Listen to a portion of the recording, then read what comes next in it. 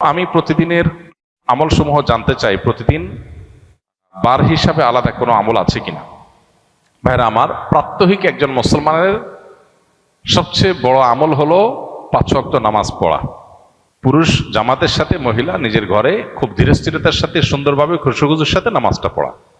দ্বিতীয়ত হলো তার আয় উপার্জন হালাল করা, কোনো প্রকার হারামের ধারে কাছে না যাওয়া। যত কষ্ট হয় হোক, যত স্যাক্রিফাইস করা লাগে লাগুক, তারপরেও সে হালাল উপার্জন করবে, হারামের ধারে কাছে যাবে না। তৃতীয়ত, একজন মুসলমান লক্ষ্য রাখবে যে তার প্রাত্যহিক আমলের মধ্যে কোনো মানুষের অধিকার যেন খর্ব না হয়, কারোর যেন অধিকার নষ্ট না হয়, সবার প্রাপ্য যেন পরিশোধ করা হয়। এই ব্যাপারটা তিনি সযত্নে খেয়াল রাখবেন। এর পাশাপাশি তিনি লক্ষ্য রাখবেন তার দ্বারা কোরআন হাদিসে যে সমস্ত নিষেধাজ্ঞা আছে, যেমন চোখের গুনাহ, মুখ দিয়ে মানুষের কষ্টের কারণ হওয়া, অন্তরে কার প্রতি হিংসা রাখা, আরো যত গুনাহ আছে এগুলো থেকে বেঁচে থাকা।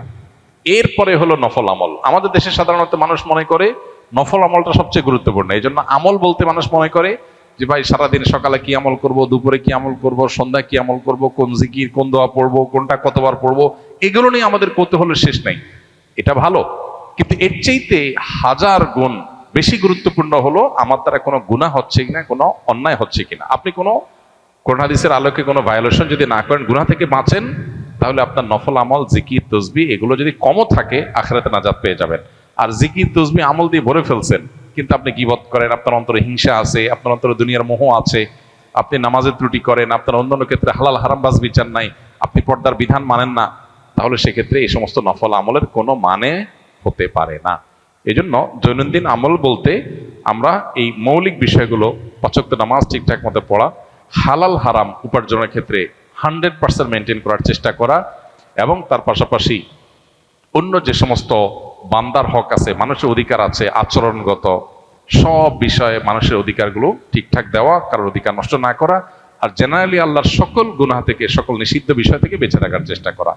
5 নম্বর হলো নফল আমল, সকাল সন্ধ্যার দোয়া, কোরআন তেলাওয়াত, জিকির, আজকার, তাসবিহ এগুলো সাধ্য অনুযায়ী বেশি বেশি পরিমাণে করা। তাহলে এই যে গুরুত্বের বিচারে কোনটা আগে কোনটা পরে, এই প্রায়োরিটিটা আমরা অনেক সময় বুঝি না। না বোঝার কারণে কম গুরুত্বপূর্ণ বিষয়ে অনেক বেশি সময় দেই, আবার গুরুত্বপূর্ণ বিষয়ে একেবারেই বেমালক ভুলে যাই। তো এই জিনিসটা আমাদের খেয়াল করা দরকার। আপনাকে আল্লাহর জন্য ভালোবাসি, বেয়াদবি মাফ করবেন। আপনারা আমাদের রত্ন। আমাদের দেশের কোনো প্রোগ্রামে দাওয়াত দিলে আপনারা গ্রহণ করেন না, কিন্তু বাইরের দেশের প্রোগ্রামে অংশগ্রহণ করেন। এই বিষয়গুলো আমাদের দিলে কষ্ট দেয়। আল্লাহ আপনার সহায় হন। প্রথম কথা হলো যে বাহিরের দেশে প্রোগ্রাম দাওয়াত দিলেই আমরা অংশগ্রহণ করি, এটা আপনি কিভাবে বুঝলেন? দেশে যেরকম আমরা খুব বেছে বেছে অল্প কিছু প্রোগ্রাম করি, বাহিরেও অলমোস্ট বেছে বেছে খুব অল্প কিছু প্রোগ্রাম করি। বহু দেশে বহু প্রোগ্রামের জন্য আমাদের কাছে আবেদন করা হয়। একটা দেশে হয়তো 20টা জায়গা থেকে আবেদন আসছে, সেখানে একটা জায়গায় হয়তো আমরা যাই। 10টা দেশ থেকে আবেদন আসছে, সেখান থেকে বাছাই করে হয়তো 2টা বা 3টা দেশে আমরা যাই, বাকিগুলো আমরা বাদ দেই। আমাদের কিছু ক্রাইটেরিয়া আছে, যে ক্রাইটেরিয়াগুলোকে আমরা মেপে মেপে চলার চেষ্টা করি। আর এর বাহিরে আরেকটা ইস্যু আছে, সেটা হলো যে আমাদের দেশে গতানুগতিক মাহফিলের যে ফিল্ড, এই ফিল্ডে আমরা একসময় দাওয়াতি কাজ করেছি আলহামদুলিল্লাহ, কিন্তু পরবর্তীতে দেখা যায় যে এই ফিল্ডে আমরা যে কোয়ালিটির দাওয়াতি কাজ চাই, ওই কোয়ালিটির দাওয়াতি কাজ মেনটেন করা কঠিন হয়। সেজন্য আমরা ইনডোরে প্রোগ্রাম করার চিন্তায় আসছি। এই গত 1 মাসে অন্তত 7 থেকে 8টা প্রোগ্রাম করেছি ইনডোরে সব। তো এই যে ইনডোর প্রোগ্রামগুলো করছি, এগুলো দেশের বাইরেও করছি, দেশেও করছি, কিন্তু এগুলো আমাদের নির্দিষ্ট কিছু ক্রাইটেরিয়া আছে, সেগুলো ফুলফিল করার পর আমরা সীমিত পরিসরে যতটুকু করলে আমার ফাউন্ডেশনের কার্যক্রম, নিজের লেখাপড়া, নিজের গবেষণার কার্যক্রম বাধাগ্রস্ত হবে না, সেই রকম মেপে ঝুপে আমরা প্রোগ্রাম নেই। ব্যাপারটা দেশ বা বিদেশের না, ব্যাপারটা হলো আমাদের ক্রাইটেরিয়ার, ব্যাপারটা হলো আমাদের কোয়ালিটির। ক্রাইটেরিয়া যখন বনে যায় তখন দেশেও প্রোগ্রাম করছি। যেমন বিদেশি প্রোগ্রাম যদি 5টা করি, দেশের প্রোগ্রাম 10টা করি, এমন না যে দেশের প্রোগ্রাম করছি না একেবারে। হ্যাঁ, দেশের প্রোগ্রাম যে হারে আছে সে হারে প্রোগ্রাম করতে চাইলে তো দিনে 10টা করেও শেষ করা যাবে না। তো এই জন্য আমরা নির্দিষ্ট ক্রাইটেরিয়ার মধ্যে এটাকে বাছাই করার চেষ্টা করি।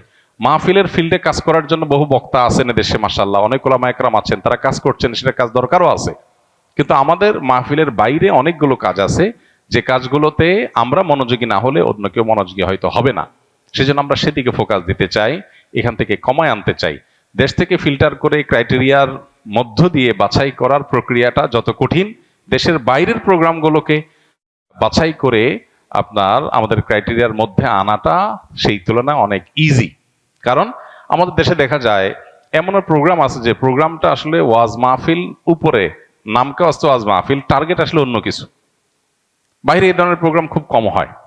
এরপর আমাদের এখানে ফিল্ডের প্রোগ্রাম বেশি, বাইরে ফিল্ডের প্রোগ্রাম অলমোস্ট নাই, সব ইনডোর প্রোগ্রাম। ইনডোর প্রোগ্রাম তো আমাদের দেশেও আমরা করি, কিন্তু খুব হিসেব নিকেশ করে, খুব বাছাই করে। অতএব ইস্যুটা দেশে বিদেশে না। আর বাইরের প্রোগ্রাম আসলেই নিয়ে নাই তা না।